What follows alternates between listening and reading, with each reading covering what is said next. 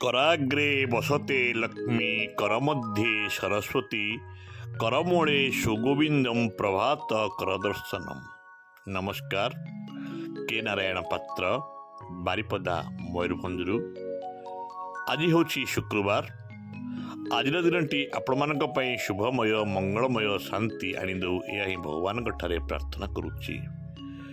आज गोटे अनुचिंता आपण सुखरे थिबा लोक माने बुझंतिनी कष्ट कौन। सुखरे थिबा लोक माने बुझंतिनी कष्ट कौन। स्वप्न देखुथिबा लोक माने बुझंतिनी वास्तवता कौन।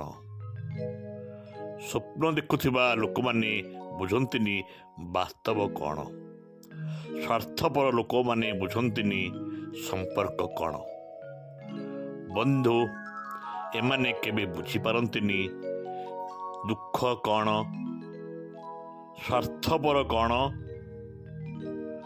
संपर्क कौन एवं एमाने बुझंतिनी वास्तवता कौन।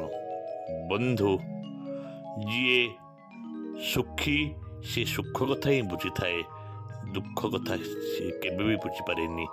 बंधु जीए स्वप्न देखिबा जार अभ्यास से वास्तवता को बुझिब किमिति।